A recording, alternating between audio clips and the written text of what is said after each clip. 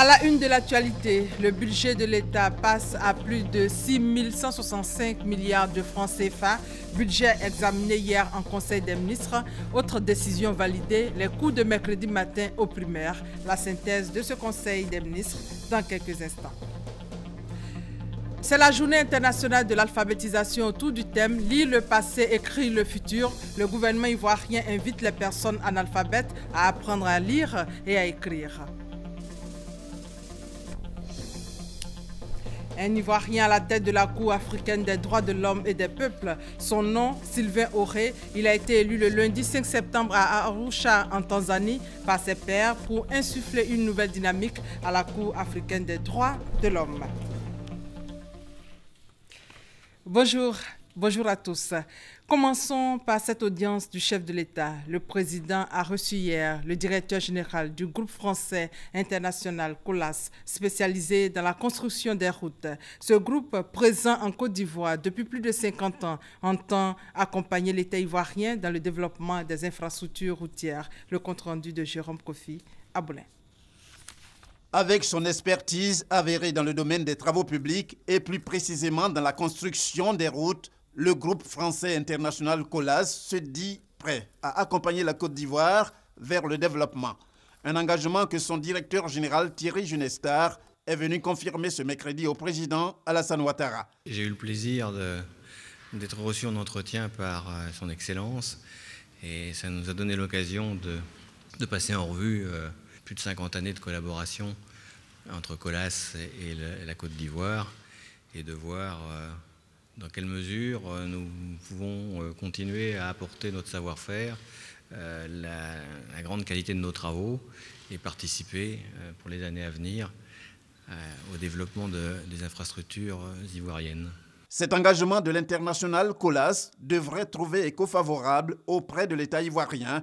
Le 3 août dernier, le gouvernement avait approuvé la mise en œuvre d'un ambitieux programme national de développement du réseau routier pour la période 2016-2025. Coût de ce programme, 3 360 milliards de francs CFA. En image après la présidence, cap sur la primature, où le Premier ministre a reçu aussi le vice-président de Colas. C'est le leader mondial de la construction et de l'entretien des infrastructures de transport. Le groupe Colas envisage renforcer sa coopération dans le domaine de la technologie. Le président Alassane Ouattara recommande au ministre la rigueur dans la gestion des affaires. C'était au cours du Conseil des ministres d'hier. Parmi les sujets examinés, le budget 2016. Il passe de 5 813 milliards de francs CFA à 6 165,8 milliards de francs CFA. En clair, le budget augmente de plus de 300 milliards de francs CFA. Le Conseil a également évoqué les cours de mercredi matin aux primaires. La synthèse avec Jérôme Kofi à Boulin. Il passe de 5 813 milliards de francs CFA à 6 165,8 milliards de francs CFA. Le budget 2016 connaît ainsi une hausse de 352,5 milliards de francs CFA à la suite du projet relatif à la loi de finances rectificative portant sa modification et rendu public ce mercredi en Conseil des ministres.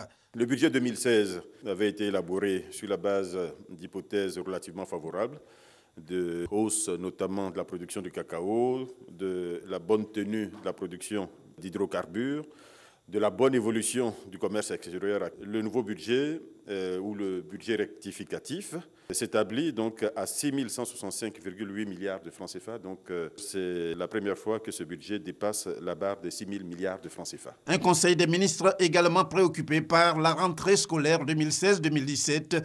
Il a surtout évoqué l'occupation de la matinée de mercredi comme temps de travail pour tenir compte des normes internationales. Il a été décidé que le temps de travail d'apprentissage, qui était de 4 jours dans la semaine, passe désormais à 5 jours, ce qui correspond à 33 semaines dans l'année, soit 990 heures d'apprentissage. Il s'agit ici de faire en sorte que la Côte d'Ivoire se rapproche des normes observées au plan international. Avec cette perspective, le ministère de l'Éducation nationale, par la voix de la ministre Kandia Camara, entend s'inscrire résolument dans la dynamique de l'Ivoirien nouveau, tel que le veut le président de la République, Alassane Ouattara.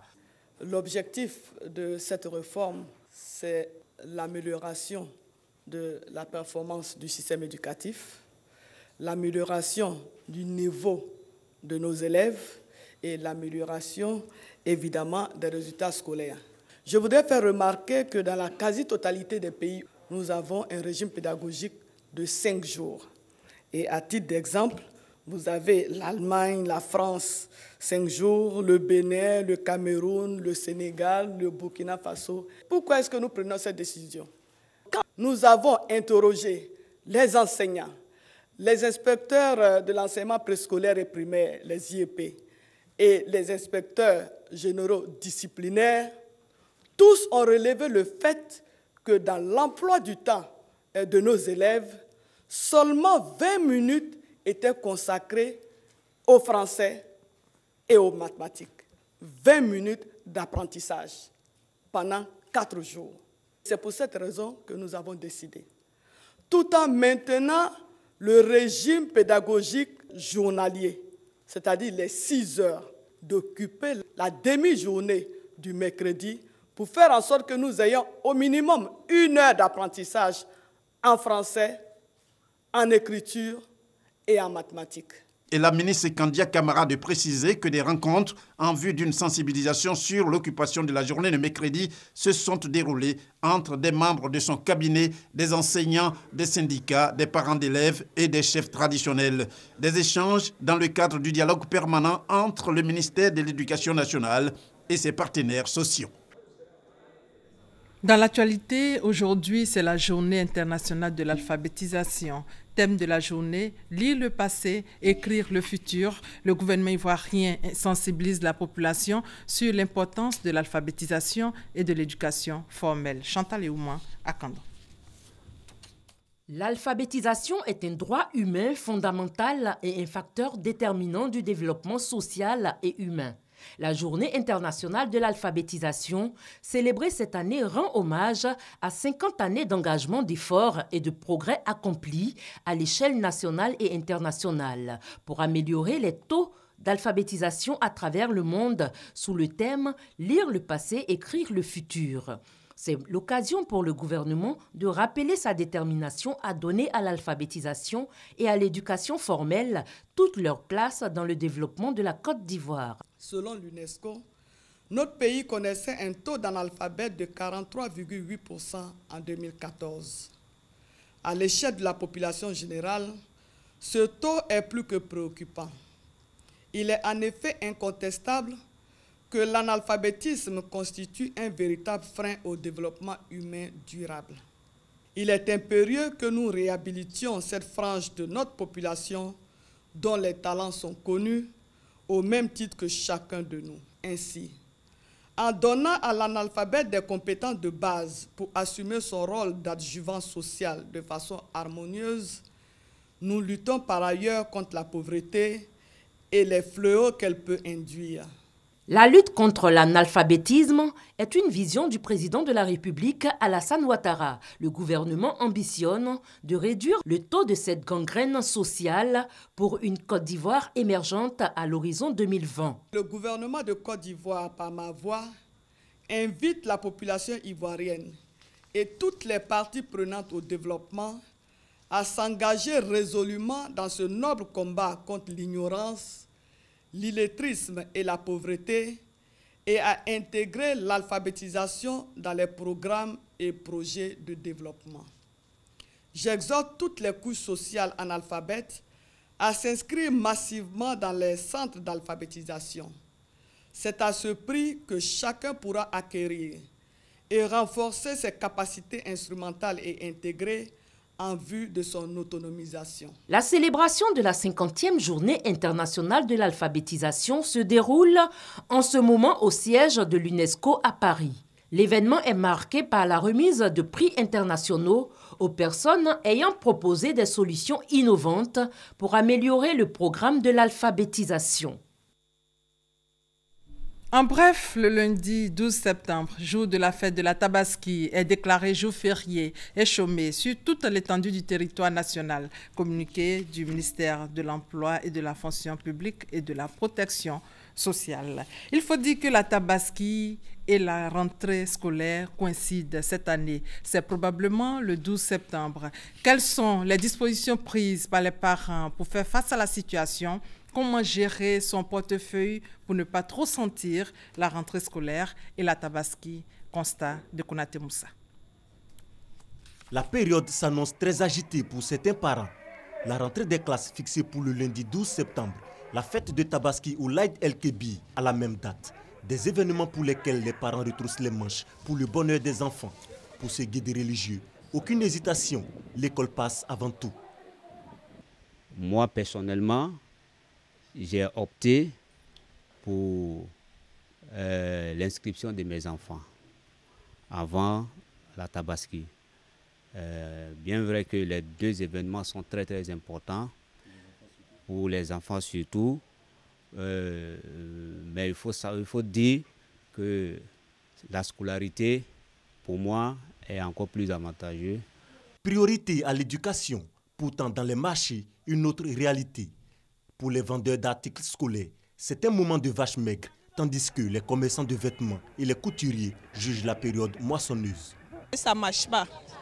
Là, on sent pas la rentrée, les gens ne viennent pas payer. On espère peut-être après la Tabaski, peut-être on va voir les clients. Sinon, actuellement, là, ça ne va pas. Habituellement, les fournitures, c'est actuellement que les gars achètent les fournitures. Mais cette année-là, ce n'est pas la même chose. La remarque qu'on a fait là, le marché est dû. Ça ne marche pas.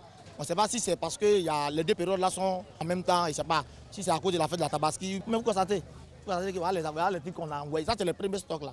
Ce n'est pas encore fini. Tu vois, non? Pourtant, habituellement, là, tu vas voir qu'on a envoyé le troisième stock. C'est le premier stock. Il y a toujours clients. Actuellement, il y a les clients ici, vous voyez. Ils sont là pour la teinture, pour les bassins, riches, tout ça. Celui-ci, ça va. En ce moment, c'est habits de faire, je suis en train de faire. Les pères de famille, elles se soucient d'abord pour les enfants. Faire plaisir à son enfant pour la fête, opter pour les dépenses scolaires, les avis ne sont pas forcément tranchés. J'ai 6 enfants. J'ai 4 qui vont à l'école. Mais mon problème le plus fort actuellement, c'est la rentrée. Je préfère inscrire tous mes enfants actuellement. On a beaucoup de fêtes. Quand tu es en santé, c'est une fête. Quand Dieu va faire que la rentrée va très bien se passer, on va essayer d'organiser ici pour fêter avec la famille. Bon, ça ne nous arrange pas trop, mais on fait comment? On fait avec. On paye les deux. Papa paye un côté, maman paye un côté. On s'associe, on paye. Sinon, ce n'est pas facile, hein? C'est même pas facile. Les enfants, ils se regardent. Si ils voient que l'autre a porté basin, n'a pas porté basin, ah, maman, il veut ça. Ce n'est pas que l'enfant va dire que non, j'ai envie de ça, fais pour lui. Il faut payer habits d'école aussi, fourniture. On fait avec. Dépenses pour la rentrée scolaire ou pour la fête, tout compte fait, les seuls bénéficiaires demeurent les enfants dont l'épanouissement et la formation restent les préoccupations majeures des parents. 13h13 au parc à bétail de Port-Boué pour permettre justement à tous les musulmans de fêter la Tabaski. La Fédération des éleveurs et marchands de bétail plaide pour la réduction du prix du mouton. C'est un vœu de la fédération parce que le prix des enclos aménagés pour accueillir les bêtes a été réduit. Grâce Kando. À 5 jours de la fête de la Tabaski, le parc à bétail de Port-Boué ne désemplit pas. Les autorités ivoiriennes apportent aussi leur contribution. Réduction du coût des enclos aménagés pour accueillir les bêtes, dispositions sécuritaires prises sur le parc à bétail, frais routiers allégés. Autant d'actions menées aux côtés des différents acteurs de la filière bétail. Des dispositions qui devraient permettre de revoir à la baisse le prix du mouton. Il fait un effort. Il y a des enclos de 30 000. Avant, c'était à peu près que c'est beaucoup ou pas beaucoup, il faut payer 200 000. On remercie le district et la mairie parce qu'on s'est battu chaque année pour ça. Et cette année, c'est fait. C'est l'appel que je peux lancer à tous les vendeurs de moutons, de tenir compte de ça. Vraiment de vendre pour que tout le monde puisse avoir son mouton. Parce que si on ne vend pas le mouton et qu'à partir du dimanche soir, le mouton reste sous la bras, tu es obligé de faire retourner au Mali ou au Burkina. Je crois que ce n'est pas nécessaire. Tout le monde veut gagner l'argent, mais il faut voir un prix raisonnable pour que tout le monde puisse acheter le mouton à faire le sacrifice. Aussitôt l'appel lancé, cet imam dit avoir acheté 2 moutons à prix réduit. On nous a donné ce mouton à 75 000 francs, ce mouton à 70 000 francs. Vraiment, c'est bon. Le prix est abordable. Pendant que certains optent pour l'achat du mouton, d'autres préfèrent s'orienter vers les bœufs. Je préfère prendre au moins un bœuf à 300 000 ou 250 000 qui peut nourrir à 30 à 40 personnes dans la famille. Comme la viande aussi est beaucoup, donc ça va nous permettre de partager la viande à des voisins aussi, et les inviter. Un choix qui ne déteint pas sur la valeur spirituelle du sacrifice. L'islam a montré que vraiment, si tu as les moyens pour pouvoir tuer un mouton, tu peux immoler un mouton. Si tu as les moyens aussi pour immoler aussi un bœuf, tu peux acheter un bœuf aussi pour immoler. Si tu as les moyens aussi pour pouvoir tuer un cabri, immoler un cabri, tu peux faire. Quel que soit ça n'a qu'un chameau aussi, si tu as les moyens aussi pour pouvoir payer un chameau, tu fais.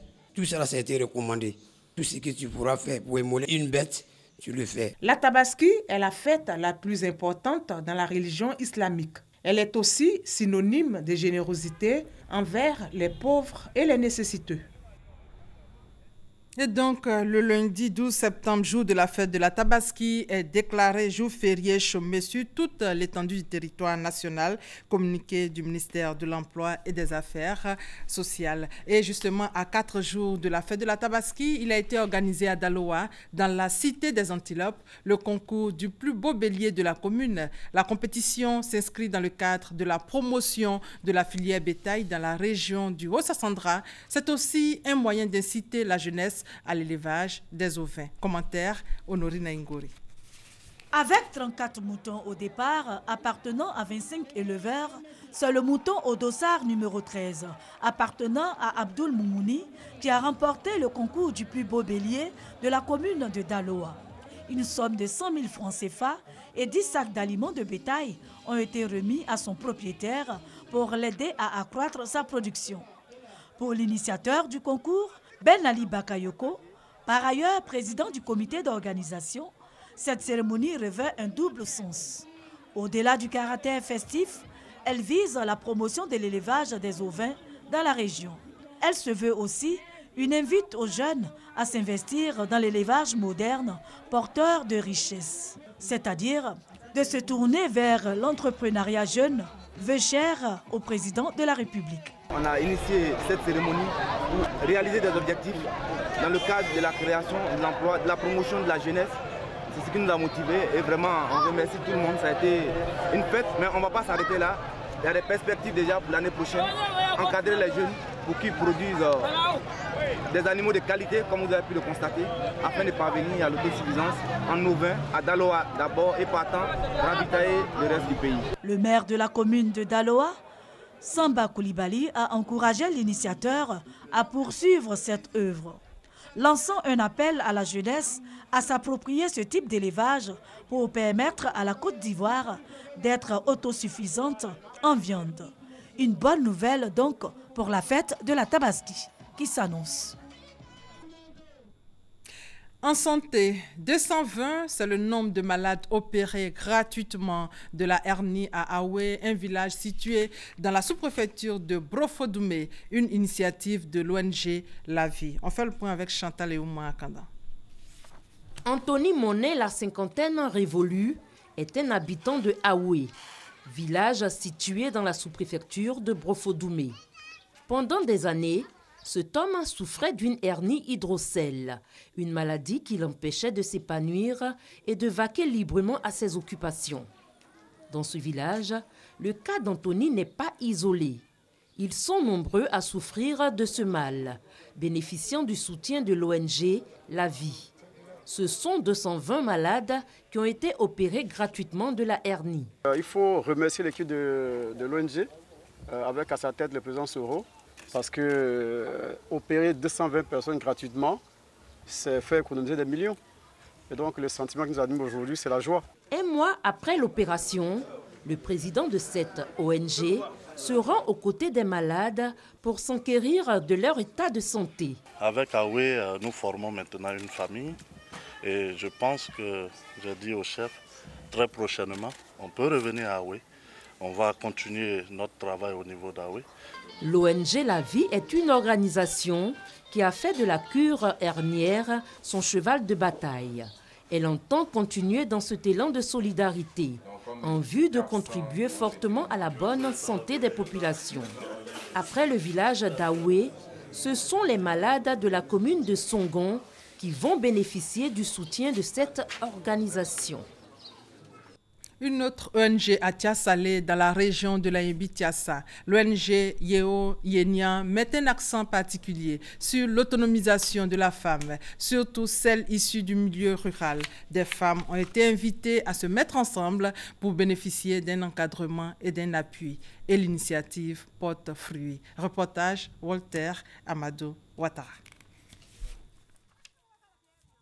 Comme toutes les autres femmes de l'association Benkadi, retenez la bonne cohésion, Massandje Kone parcourt environ une distance de 8 km pour rejoindre ses consoeurs dans un champ communautaire. Ce champ de maïs d'une superficie de 2 hectares est le résultat de l'effort de la soixantaine de femmes que compte l'association Benkadi de Moofoué, village du département de Tiasalé. Après des mois de dur labeur, c'est la période de moisson. Déjà récolté plus de 3 tonnes de maïs. Grâce à cette coopérative aujourd'hui, nous pouvons avoir de l'argent pour nos besoins, même scolariser nos enfants. On voulait une machine pour piler maïs. Quand on quitte au champ, on vient, c'est moitié on va piler pour manger. Le jour que tu es malade, tu ne peux pas, tu dors comme ça. L'initiative d'organiser les femmes de la région de l'Anyébi-Tiassa afin de les inciter à se prendre en charge à travers des champs communautaires et de l'ONG Yeo Yénian, dirigée par Marie-Noël Boni, épouse et Ponon. Cette native de la région souhaite contribuer à l'autonomisation financière de la femme. Il faut que la femme puisse avoir son champ. Il faut que la femme elle-même puisse acheter sa pommade, son pain, au lieu de toujours tendre la main à un homme. Je veux que nous, les femmes, nous soyons autonomes. Et j'ai vu que les femmes de Moofoué sont braves et je les encourage. Après le succès de cette première expérience avec la culture du maïs, les femmes de l'association Benkadi, créée en 2014, envisagent de rééditer le champ communautaire avec d'autres spéculations agricoles. Pour l'heure, la marraine encourage toutes les femmes de cette association à adhérer au cours d'alphabétisation qu'elle initie dès la rentrée scolaire prochaine. 13h22, on marque un arrêt pour parler du riz. Le riz est prisé en Côte d'Ivoire. Cultivé autrefois de manière traditionnelle, le secteur enregistre des innovations pour une grande production. Nous allons découvrir la culture du riz traditionnel et moderne, un élément d'Éric Goré, son parcours du champ à l'assiette du consommateur. Bakayoko Salif est consommateur de riz local. Sa fréquence de consommation est de 2 fois par jour, midi et soir. Il adore consommer le riz local, mais il ne s'est jamais intéressé à la culture. Comme lui, rares sont les consommateurs qui sont imprégnés des différentes étapes de transformation de cette denrée de première nécessité. Avant de se retrouver dans les assiettes, le riz local subit plusieurs transformations. Cap sur Divo, dans une rizière, à la rencontre de Soro Boukari, père de 2 enfants. Cette activité, il a apprise auprès de son géniteur. J'étais au nord, précisément à Silmentiali, où mon papa faisait le riz, au temps de la souderie. Et j'ai fait le riz avec lui. Ici, on le voit récolter son riz, qu'il entasse et sèche avant de se retrouver dans une usine de transformation pour obtenir du riz blanc. Boukari cultive son riz de façon traditionnelle, par faute de moyens. C'est la main. Nous, on travaille, on n'a pas de choses motoculteurs ou bien des trucs, des gens pour vous aider. Et nous n'avons pas de moyens. Kader est aussi riziculteur depuis 8 ans. Assisté et encadré par des structures techniques, il a opté pour la culture du riz de façon moderne. Aujourd'hui, il a plus de 21 hectares de riz. Avant, on faisait l'hectare, 1, 2, 3, 4 tonnes par hectare. Quand l'OND est arrivé, l'OND nous a montré des stratégies. On fait 7 tonnes par hectare. Je n'ai pas moins de 800 à 900 000 francs à chaque 3 mois. Cette culture moderne permet de produire du riz de bonne qualité en quantité. Mais pourquoi cette différence dans la production du riz? Réponse avec le directeur général de l'Office national de développement de la riziculture, ONDR.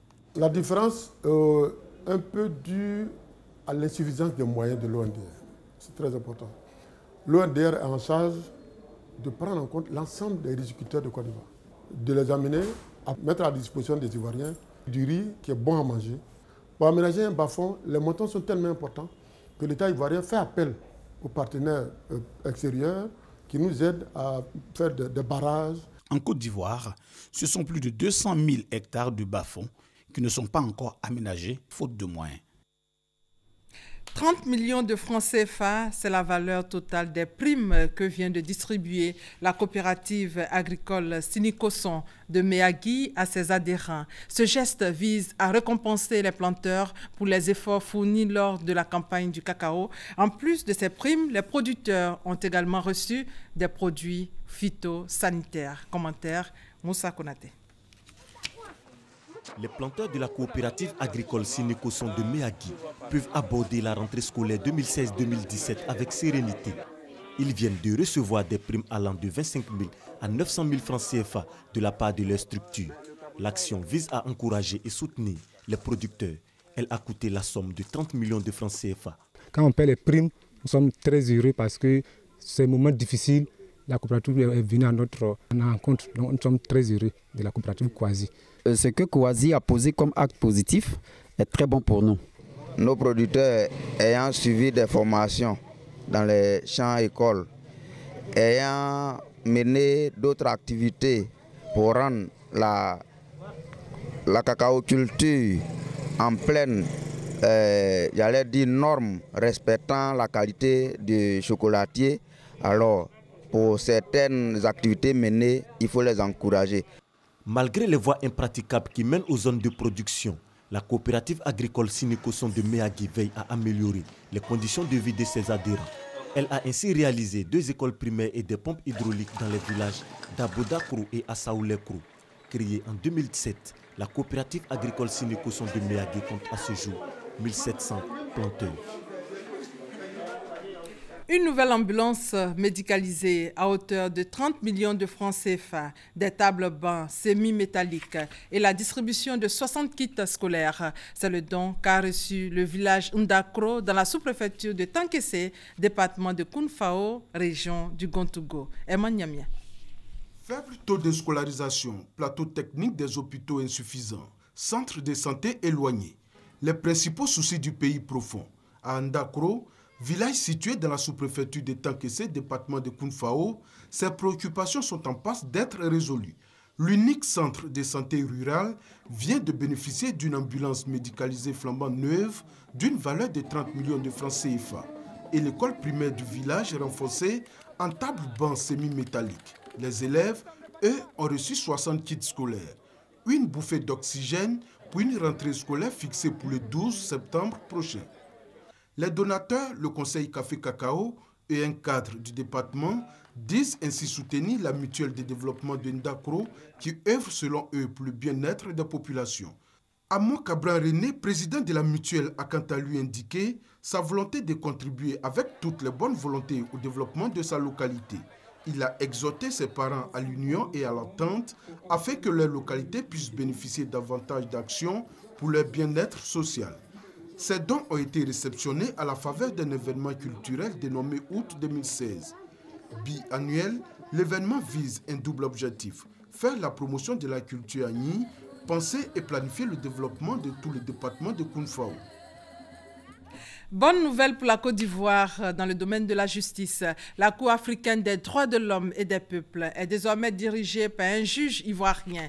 Le juge Sylvain Auré a été élu le lundi 5 septembre à Arusha, en Tanzanie, par ses pairs pour conduire aux destinées de l'institution africaine. Commentaire Adama Kone. Les juges africains viennent de choisir un Ivoirien comme président de la Cour africaine des droits de l'homme et des peuples. Le juge Sylvain Auré, élu lors de l'assemblée tenue le 5 septembre dernier à Arusha en Tanzanie.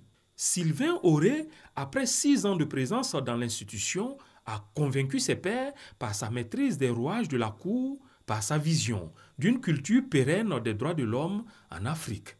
En renouvelant les instances dirigeantes, il s'agit d'insuffler une nouvelle dynamique à l'institution. Désormais à la tête d'une équipe de 11 juges, l'Ivoirien Sylvain Auré devra compléter et parachever le mandat de protection de la Commission africaine des droits de l'homme et des peuples. Cette mission, Il amènera secondé par un juge kényan, Ben Kioko, en mettant un accent particulier sur les droits des femmes comme voulu par la Cour depuis sa création il y a une dizaine d'années. La Cour peut examiner des affaires et contentieux liés à l'interprétation et l'application de la Charte africaine, du protocole relatif à la Cour et de tout autre instrument des droits de l'homme. La Cour a aussi compétence pour régler à l'amiable toute affaire pendante devant elle. Au Gabon, l'Union africaine va tenter une médiation. Une délégation de haut niveau de l'UA devrait arriver au Gabon dans les plus brefs délais pour trouver une solution à la crise politique que connaît le pays depuis la réélection contestée d'Ali Bongo. L'organisation panafricaine va tenter de trouver un terrain d'entente entre les deux rivaux de la présidentielle. Pour le moment, l'heure est au calme, mais c'est toujours le bras de fer sur place.